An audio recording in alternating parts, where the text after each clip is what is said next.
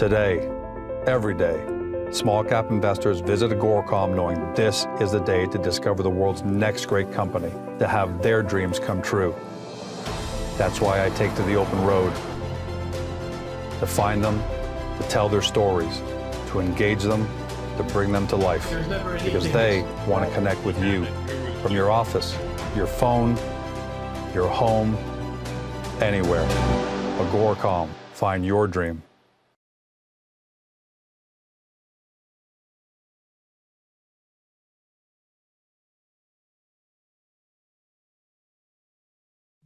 Welcome to Beyond the Press Release, a production of Agoracom in which we speak with small cap executives immediately after important news is released to the market.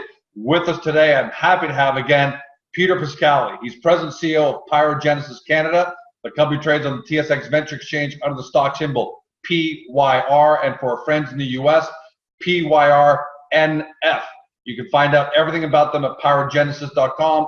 But for investors who want everything summed up great, go to Agoracom to take a look at their profile and previous webcasts we've done with Peter. Now, for those of you who are new to the story, PyroGenesis is the world leader in advanced plasma processes. That's a lot to swallow. We're going to talk about that with Peter in a bit. But more than just lip service, their technology is already used on U.S. aircraft carriers to vaporize waste, as well as being successfully tested by DARPA to destroy chemical weapons. DARPA, as many of you may know, is the agency of the U.S. Department of Defense responsible for the development of emerging technologies that are actually used by the military. So the company's got great third-party credibility in the marketplace.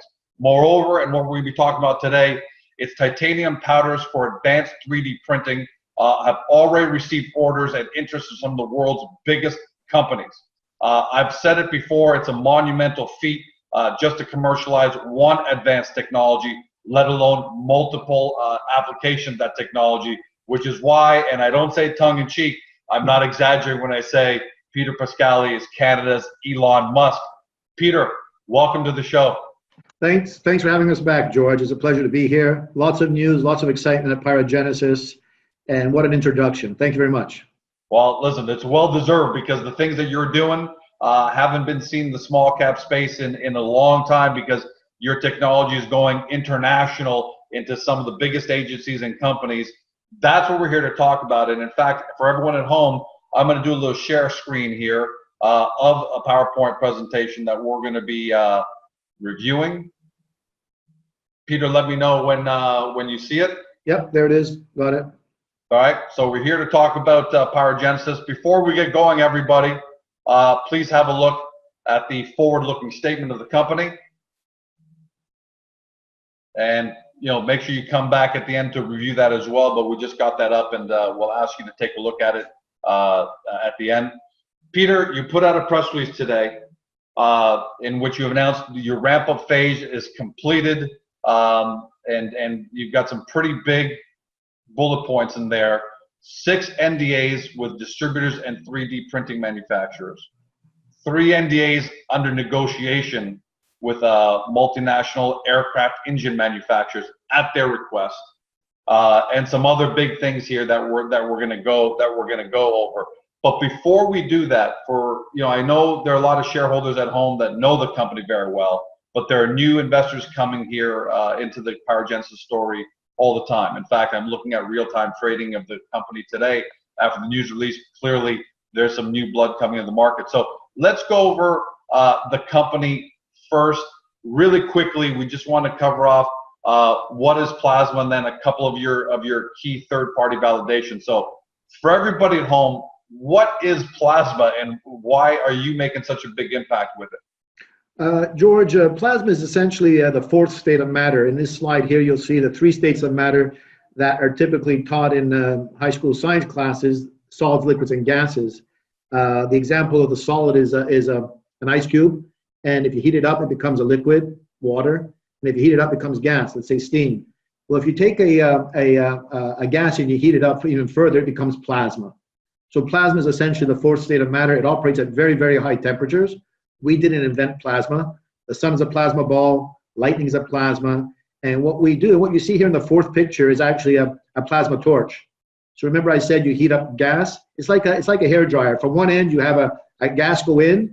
you excite it to another level, you heat it up, and it comes out like a flame, a heat source. And what we like about plasma is we take these plasma, we put in our processes because we like how we can control it and transform things. We like its transformative nature. We like how it can turn waste into energy or just destroy waste. And with respect to additive manufacturing, we make very small spherical powders using plasma from a wire. And our ability, what sets us apart from the crowd, George, is the fact that we have amassed one of the largest concentrations of plasma expertise in the world under one roof. And we're able to introduce plasma into industries that up to now have not had the luxury of having it proposed as a solution to their various problems. And that's where the uniqueness is. And right now, George, as you alluded to, the stars are lining up amongst our various business lines and commercialization is taking place. And we're getting back in the business of making powders for the additive manufacturing industry. And that's the important part, because, you know, what you say there, a lot of people, if they're hearing for the first time, say, man, that sounds like a lot. That sounds like these guys are going to the fourth state of matter and as a result creating something new out of that. And, you know, is this just a lot of, almost pardon the pun, but a lot of hot air? So we want to make sure that people understand, you know, just some of the basics here before we move on to the specifics of today. But, you know, tell us a little bit about what we're seeing here that people should understand, that you're not, this PyroGenesis is not some new company at the table and trying to experiment some new technology. You've got real success here. We've been tested by time. We've been around for over 20 years, George. As you know, we have over 60 employees. More importantly, we have over approximately 50, 60 patents issued worldwide, pending or issued. I mentioned before, we have a large concentration of plasma expertise. And if you look at these two pictures at the bottom of the slide, those are our facilities. So we're not just in the back room somewhere, in the basement somewhere, trying to dream up something. It's real. The numbers you see there, cash flow positive, returning cash flow positive. Our revenues have increased significantly year over year, however way you want to cut it, Q2 or first half. And our backlog is very significant, $7.6 million. Those are signed contracts, George. Taken in consideration what our previous revenues are, of $5 to $6 million a year. Those are significant. And our pipeline, and I define our pipeline as contracts that we're in negotiation with or have a high probability of success, are about $21 million. The gross margin, very healthy. This is very important to understand. This is coming from what I call our core business. Our core business is the business we've been in for a number of years, not the additive manufacturing that we're getting into. However, these numbers incorporate the expense of getting additive manufacturing up and off the ground, including the cost of ramp up, the cost of equipment, the labor, etc. Let's take a look at just some of the success you've had in the past. And what this tells me, look, I got to tell everybody at home, the nature of Agoracom is we've had hundreds of clients, and during that time, in order to get those hundreds of clients, we've evaluated literally thousands of small cap companies. And unfortunately, the nature of small cap sometimes is one of the underlying demons in the industry is you get companies talking a big game where they'll say big things in order to be able to get a higher share price and attract attention while they're buying themselves time to hopefully actually achieve something at the business level. So in order to differentiate, and members of Agoracom who have known me for years know I have a very important term that I use, which is third-party validation. It's not important, and it's not enough for a company itself to say how great it is. It's really important to have third-party validation in terms of customers. So walk us quickly through this, and then let's move on to the press release. But give us an example of the past success you've got right here on the screen. So what you see here are three examples of our relationships with the U.S. military. On the far left is something called the POD system. It's a system that essentially destroys waste on board the U.S. aircraft carrier. And this reflects a long-standing relationship with U.S. Navy, where we're engaged by them to look to see if we could develop a plasma-based system that they could put on their aircraft carrier. Now, George, you have to recognize the aircraft carrier is not just another boat. It's probably the highest tech platform in the world. The U.S. Navy has very specific specifications, very stringent specifications for both performance and credibility. You know, do what you say you're going to do. Of course, they're at sea, correct? They're at sea. There's certain risks, so they can't have failures. So when they adopt a technology, they have to have confidence in two things. A, it's going to perform, and B, we're going to be around to provide systems to them. This relationship, as I said, speaks to our credibility. It's a long-term relationship that we've had over 20 years. We've maintained our relationship. We've told them what we're going to do. We do it. And now we're in the specification of the aircraft carrier. We've delivered 2 systems already. And the third one, you know, if you read the press, they're expecting another aircraft carrier to be ordered. If an aircraft is ordered and we're in the design, we get the order. This speaks to credibility, but then I'll just jump ahead to the third one, which speaks to another system that we have that we've created for the special operations groups. So our credibility within the military has enabled those that have a problem. They'll come to us and they'll ask us, in this particular situation, can you devise a plasma-based system to destroy chemical warfare weapons in a tactical situation? In other words, it's an ongoing operation. They find chemical warfare weapons. They deploy our system. We destroy the chemical warfare weapons. Depending on the situation, they may destroy our system and get out. But the fact of the matter is they needed something very dependable. We tested it. They gave us this task about a year and a half ago. We built it within less than a year. We designed it in less than a year, tested it, got amazing results, and they're currently testing it in a secure site at a significant cost to them. $100 million, because everyone sees that. DARPA spending $100 million testing this. So, well, the project is, not DARPA directly, but the project is. Right. And this speaks again to the confidence they have in our system. And not anybody can deal with these entities, George. And we didn't just start it yesterday. It's been a long relationship with the military. And I think it speaks, as you said, to our credibility. All right. So with that in mind, let's move on here to the next slide. You're taking your expertise in plasma and you're moving into 3D and you're moving into 3D printing, as we can see here. So let's talk about how this slide here shows your experience in 3D printing already and how you're re-entering the market and why you're re-entering the market. So if we could go back to the previous slide for a second, George, just a quick introduction.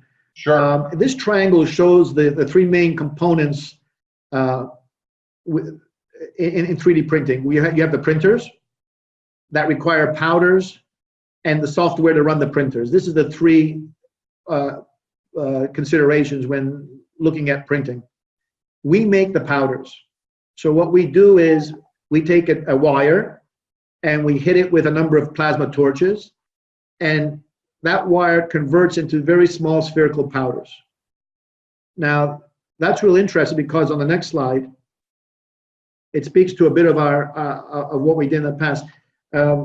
Many years ago, we got into the, we made these powders not for 3D printing, not for a third party, but because we needed small spherical powders for ourselves. We're involved in a program to develop lightweight armor for NATO. We needed small spherical powders. We couldn't find them, George. If we did, they're very expensive. So we made them for the program, not realizing that there was an interest in the biomedical industry for these powders. This is before 3D printing. The biomedical industry liked how small they were, how spherical they were, how they flowed like water. They liked them for their biomedical implants, like titanium knee replacements. Right. They liked how the powders flowed like water. They liked how they compacted tightly. So as we're doing this NATO program, we were selling powders into the industry. But when the program came to its conclusion, the industry wouldn't take all our production. And since we're not powder distributors, we got out of the business. And to make a long story short, AP&C had access to our technology. We gave them access to our technology, our old, what we call our old technology. For $35 million. No, we didn't sell for them for $35 million. It was a much smaller amount. They had some, you know, it was very difficult to do that, to be a powder distributor, and they had some issues. They sought creditor protection, and when they came out of creditor protection, it was just when, roughly the time, when 3D printing started having demand for these exact powders. The powders that we had produced, 3D printers were evolving from plastic to metals, titanium specifically. And one of AP&C's first customers was a printer company called Arcam. And the relationship developed from one of being a customer to actually being an acquirer. And Archem in 2013 bought AP&C. And George, that was a coup. That was a coup in the industry, in my opinion. Archem, amazing strategy. They picked up this powder supplier because they had a need for powders. They also industrialized the process. And under Archem, AP&C became the dominant supplier of titanium powder to 3D metal printers. Under Archem, this was amazing. What we did was we decided we wanted to come into the marketplace and be a credible second supplier to businesses. So, for instance, if you're buying powder from AP&C, good business practices would dictate that you have a second supplier. So that's what our business model was originally based upon about a year and a half ago when we got back into the business of making powders, just to be a second supplier. We don't want to take on anybody. We don't want to be a big gorilla. No. What happened since we made that decision was very interesting. GE acquires Archem last September and also Concept Laser. And effectively, in our opinion, millions of dollars, by the way, which tells everyone at home, how big this industry is. Yeah. When they spent $1.2 billion combined on those two acquisitions. That's right. They bought two printer companies, and by default, the powder supplier, AP&C. And you see, there's a consolidation going on in here, which again, GE. It's amazing foresight. They really got a leg up on the market by doing this. I think they took everybody, their competitors, all by surprise. Just an ingenious move by GE to some degree corner the market and get a leg up on all their competitors. What that acquisition did was it affected, essentially, in our opinion, and what we're seeing in the marketplace is being borne out, has disrupted the supply chain of titanium powder to the metal 3D printers. And given that we're the original inventors and we have the largest concentration of plasma expertise under one roof, we believe that we can play a significant role in this market. And we have the first system. We had it up in the March, and we went through the ramp up, which we announced today, George, that we just completed. Yep, and we'll hop on that right now. So, in essence, to finish this slide, when you mean disrupt the supply chain, is it safe to say that a lot of customers of Archem are also now competitors of GE? So there was a concern out there that you've got competitors actually buying product from GE and looking for a real great second source? Well, I think, George, no matter who these players are buying from, having us as a second source is good business practice.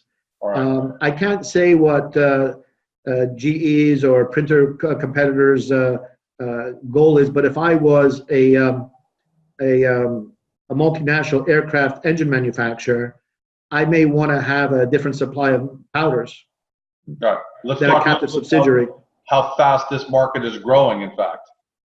Well, it's very interesting what we're talking about. You're right. What is the metal powder market? How big is it? What's its importance, and how do we play a role? Wohlers are one of the experts that come out with annual reports, and they projected recently that the number of printers, metal printers, will increase to over 14,000 by 2020, creating a need of in excess of 8.6 million kilograms for metal powders. A third of these powders, George, are titanium based, according to this report, which is what we used to do. Now, we can also attend to the balance of the powder, a large number of the other demand here, because it's simply we change out the wire. In other words, it's for Inconel. We change out the wire, and we can make Inconel powders. And George, before ramp up, I used to say we could do this, but it's interesting. During ramp up, we had an order for exactly that, Inconel, and that's exactly what we did. We changed out the wire, and we made some of the best, most spherical powders that we've seen. And it just took us a couple of days, under 2 weeks, to make that adjustment to the system. So this just goes to show that we can address this market quite well.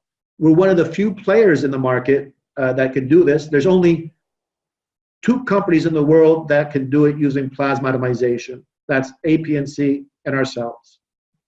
There's a third company called Techna. I don't mind mentioning it because there's only three really. Three companies, in our opinion, that can produce these type of powders with this type of quality. And there's not enough companies around, George, to address the projected demand for these powders. Absolutely. And clearly, as a segue, that shows up in today's press release, and that's what we're here to talk about a little more in detail, which is you're signing NDAs and you're negotiating NDAs. You got a total of 9 here, 6 signed, 3 in negotiation, which actually supports what you're saying, that there aren't enough suppliers out there.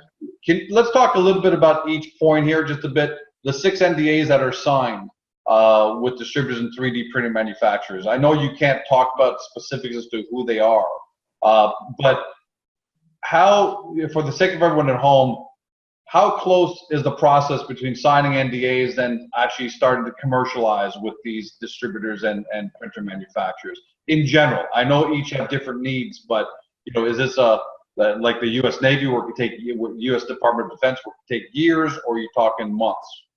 Well, these NDAs, George, were signed. These NDAs, the 6 we're talking about, were signed to enable us to send sample orders to these potential clients. And the reason why they were required was these players are providing us with confidential information as to what type of powders they want as samples. So they want to maintain that confidentially. So those are the NDAs that we're talking about here. They're the ones that back the sample orders.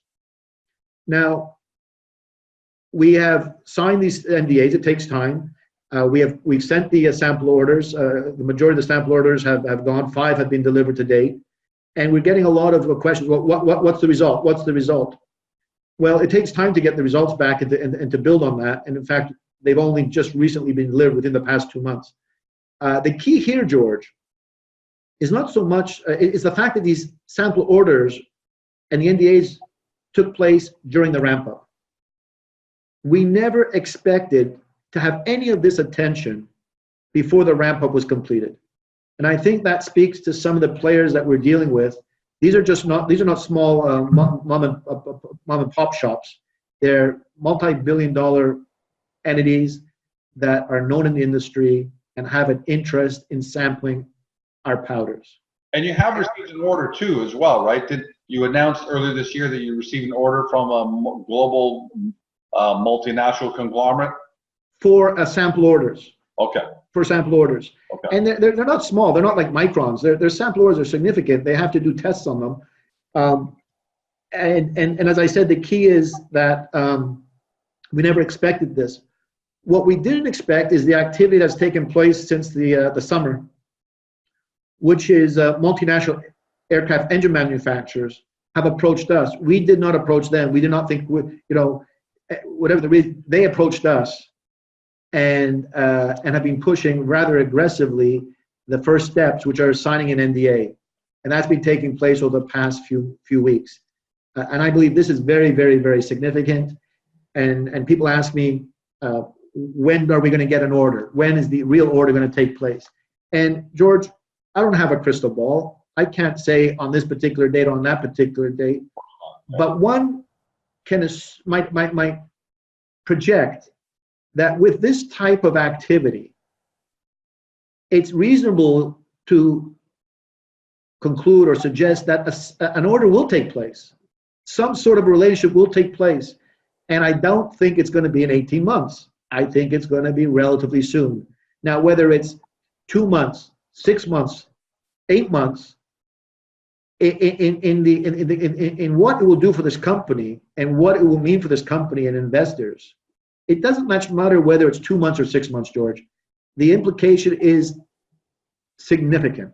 Yeah. So again, I don't have a crystal ball. I can't project, but given the level of activity, and given that we've done this before, and our powders, we know, are some of the best, if not the best, in the industry, we would think that a significant order or relationship is in the near future. Now, I mean, you may not be able to speak on this, but I'm going to opine here for a second because people at home must be wondering these three NDAs being negotiated. Why are they specifically with multinational aircraft engine manufacturers, right? A lot of it's hard to make that connection for a lot of people. The connection I made is that General Electric, GE, is a important manufacturer of aircraft engines. So once they bought the company and consolidated the powder and everything under one umbrella at GE, that's why I said in the earlier slide, and again, I know I can't push you too far on this topic, but to me, it's clear as day that major competitors of GE, who at one point were sourcing their powders from RCAM, and suddenly now have to go to GE, are going to say to themselves, no way. I mean, if I'm an aircraft engine manufacturer, I have to find a big second source. And if it was me, I have to make that my primary source if the product lives up to expectations, because of two reasons. You can't be at the whim of one of your major competitors in terms of both supply for reason number one and price, right? So you have to, so that's when I saw this in the press release today. I said, okay, these are competitors of GE, big competitors of GE, who need to find a second source. They need to actually replace RCAM. And it looks like, if I was an investor, that's the train of thought I'm going down. And I don't know if you can add much more to that because you're negotiating. George, I've always said you're an intelligent guy. Hey, you're the only guy. That's the problem. So that's why I keep look, that's exactly my interpretation as well, George. And I've said it in our press releases, or alluded to at least. One would expect, although these competitors also work together on many, they sell to each other products. I mean, but where they can, I suspect they'd like to be as autonomous as possible. When you're buying powders, there's confidential information that's conveyed in terms of the powder, the quantities. You don't want to be at the mercy of pricing or availability of supply. It just makes good business sense to have a second supplier. In these cases, I can't suggest what they're thinking. I do know they like our powders. I mean, they're interested in our powders, and I suspect if you take the logical next step, if you like the powders, they're going to want to know how to secure a supply, a continuous supply, and a reliable supply. I believe, George, the credibility that we spoke about earlier, the fact that we've had relationships over many, many, many years with probably one of the most discerning clients in the world, the U.S. Navy, and we've met military specs, and we say we do what we're going to say, and we've proven it out, lends a lot to these entities to have confidence in us, to speak with us about supply. Great point, and we'll end it on that point as far as that line goes. But that's exactly it, and that's why I'm really excited to see where that goes. Now, other things that you mentioned in the press release today, let's get to how you develop new, potentially game-changing IP. So I'm going to flip down here for a second in order to start giving people at home a sense of what your IP can do. What are we looking at here, Peter, for everyone at home to start understanding why you're making some big... So what we did, George, when we invented this process, we invented a way to make very small spherical powders in the 0 to, let's say, 106 microns. Okay, that's a size at the bottom there. And this is not an exact distribution. In other words, it's not all equal like this, but it suffices to show what we do. Now, the old technology basically made powders which were used by about 90% of metal 3D printers, use one of these two fractions in the middle, either 15 to 45 or 45 to 106. And it's not a clear, in other words, the 45 to 106, it's not even. In other words, the 15 to 45 is there's probably 10 times more printers using that fraction than the other. But it's within this fraction, these two, 90% of the printers, which means that you have some things called offcuts that you have to manage. Okay, I won't call it waste, but it's not as economical to make those or sell those those offcuts. Now, I think I have a slide that shows what the problem is. I think this might be the next one. Yep. Well, you see, here's the problem. When you make this, when you have an order from customer A, let's say 15 to 45, you do a production run and you have all this powder that's made, and now you have to match it, that customer's demand to other customers' demands, and then take care of the offcuts. Now, that's the red section to the right of 45. That's right. So there's customers in the 45 to 106. There's in the 45 to 106, and you have to match them. Okay. So Pierre, what you're saying is the good news is a company using old processes could get a major order from customer A, yeah, which is great, but they, with all the selling they're doing with 15 to 45, now they got all this inventory 45 That's right. to 46. That's so right. It's a good and a bad thing up until PyroGenesis came along, because you're making great sales, but now you're stuck with this inventory and you got to find something to do with it. That's right. That's the previous. If you look at the previous slide, George, remember there's two fractions there. There's two fractions, 15 to 45. So if you get an order there, you have to match it with something to 45 to 106, and then you have to deal with the offcuts. Now, this is the old technology, and how you address this, as you know, as people are using our technology and expanding, they have these bunkers where they store powders and whatnot. We thought that if we're going to, get into commercial production, it would be better to narrow the particle size distribution. Like if you want 0 to 15 or 15 to 45 or 45 to 106, wouldn't it be nice to have particle sizes like this? These are 3 examples here. If I just wanted 0 to 15, why don't I just make 0 to 15? Or 15 to 45, just make 0 to 15 to 45, or for that matter, 15 to 23. Well, clearly other people weren't able to do this until That's right. That's right. Well, everybody thought the same thing, but just couldn't get it done.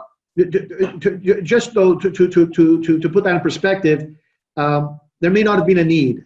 Their production works for whatever they're using, and that works. There's no need maybe to improve it. For us, we want to improve it because we didn't want any waste, and we wanted to have each production run to be fully utilized by the client, whoever the client may be, and also to increase the production per hour. And that's what was our goal, to do those, and we succeeded. We came up with new IP, George, that enabled us to produce powders at very narrow sizes, so that there's little or to no waste, at higher production rates. And this is key in the industry, and I'll explain to you why. Because in the next slide, I think there's another slide here. You see the left, on the left side, where there's all of a sudden an increased demand in the industry for this particular, what we used to consider an offcut on the far left. You may have heard of companies like Desktop Metal, 3DO, Market Forged, Haganas. They're all starting to look at making volume products by volume, small like screws, bolts, small, but lots of them, and that requires very small powder, the 0 to 15, 0 to 25. Now, so long as that industry doesn't grow faster than the rest, you can manage it by selling them offcuts. But every indication seems to point to there being significant demand in this industry over the near future. And if that's the case, is that going to be the long run for this industry? The ability to make all these small little parts, yes. Millions, because right now people are just making really big things. But eventually, we all know technology takes everything down. Takes down everything to the smallest size. So, well, I think George, to answer that, it's like it depends what your need is. Like automotive industry, you have buses or you have cars. You have 2-seaters. You have 4-seaters. You have racing cars. You have different types of cars. So you're gonna have different types of printers doing different things. I don't think the big pieces. You're going to need to print big pieces like GE for their aerospace. But now it's going to smaller pieces that are being done hundreds or thousands at a time. And you need these small powders. Now, if you have explosive growth at this bottom end, you can't run a production run just to make that small segment and then have to store the rest. It just makes it makes absolutely no sense at all. So in fact, it's not financially viable at the end of the day, because you got so much excess inventory now of the fat part of the curve that your business essentially becomes non-viable at that point. So what we're trying to do, and which we succeeded in doing over the summer months, in developing this new IP, because we wanted it just to meet the regular demand, just the regular marketplace, the big, where the 90% of the market is. We wanted to have a particle size distribution that made sense. We also can address this particular market, the desktop metal, the 3DO, the market forged market, when it has explosive growth, which, as I said, I think is going to happen very soon.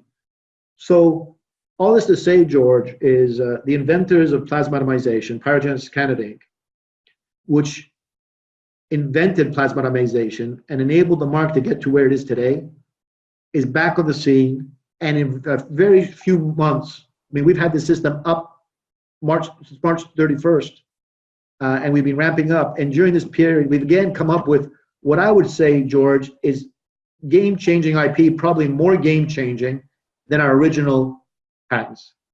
Yeah, and you're in the patent process right now with this? That's correct. That's correct. Yeah, this is exciting. I got to tell you, we see this in the farming industry all the time. Farmers grow soybeans, and two things that come from soybeans are meal, which is the protein to feed animals and things, and the oil. And you get a massive order for meal, but then you got all this oil that you have to store somewhere or sell off really cheaply and quickly, and it just damages the business model. So if a company is able to do something like this in the 3D printing and 3D metal printing world, the efficiencies just go through the roof at that point. So I'm really excited about this, because there's no doubt that 3D right now, people at home, I think it's like computers back in the early days. Only the biggest companies had mega computers that they're using for really big projects, and until then Microsoft came along and we all brought computers home. I think the same thing can happen for 3D metal printing. In 10 years from now, we're all going to have one of these at home. And if we need a washer for the sink, if we need a screw to fix the door, we're just going to print it. We're no longer going to be going to Home Hardware and these stores at Home Depot. We're actually just going to print it off. So if you can get early entrance into this, I see huge potential, and I'm loving this. And George, it's changing by the minute almost. It's just the thing about where it was a couple of years ago when you looked on YouTube and you saw a plastic gun or little toys being made out of plastic at huge expense, and now where we are today, GE made this huge acquisition, investing lots of money in it. GE announced a while back, I can't remember, a few months back, that they're saving $2 billion by 3D printing a nozzle, just one part. It's amazing what's transpired over the past few years. And I can just imagine over the next 5 years what's going to happen. Well, I mean, look at the music industry, right? They used to distribute records and CDs and all those things with this really inefficient, but that's all they could do, distribution system. In a lot of ways, that's a lot of these small metal parts are in the same inefficient distribution process, right? Yeah. If I need a screw, a nail, a washer, something, a company has to manufacture it in big lots, then they have to distribute them, then the store has to stock them, then I've got to drive there and then bring it home. It's an inefficient system, but who would have seen what would happen 20 years ago, what would have happened to the record industry, that it's entirely gone. And in my opinion, this is what's going to happen with the small metal parts world as well. Businesses and consumers are going to have 3D metal printers, and looks like PyroGenesis is going to be at the forefront of all this. So Peter, I'm personally excited. That's my own personal opinion. And that's why I call you Ken as Elon Musk. I think we're going to do some incredible things for the world, George. Not just for Canada. Last words to you, obviously. I want to thank you for the time. I want to thank you for the ability to put this forward to the investors, and thank all our supporters and those who've understood what we're doing, being loyal to us. I think the future is huge for us right now. We're right where we should be. We're doing something we used to do. We're very confident, and I think we're doing a good job of enabling the industry, and we're going to continue to do so. Peter, thanks for joining us. I couldn't agree more. You know, I don't put my name to companies just because they're a client, but I've put my name behind PyroGenesis because it's unbelievable what you're doing. And the amazing thing is, and for everyone at home, this is just one element of PyroGenesis. You know, and we're not going to go to the other ones because today we're focused on 3D printing, but get to the company's website, pyrogenesis.com. Take a good look at everything that's there. Then get to Agoracom, take a look at how we've summarized everything there. And then when you've done that, go to the CEO Verified discussion forum. Peter has made himself accessible to investors, good investors, well-meaning investors who have good probative questions and want to find out more about the company. And very few CEOs are doing that. So get there and you can communicate directly with Peter if you've got questions. And of course, we all welcome you there as well. So thank you, Peter, for being here. And thanks to everyone at home for joining us. Watch this interview again, do your due diligence on PyroGenesis, and then make sure you tune in for the next one. Have a great day. Talk to you soon. Thanks, George.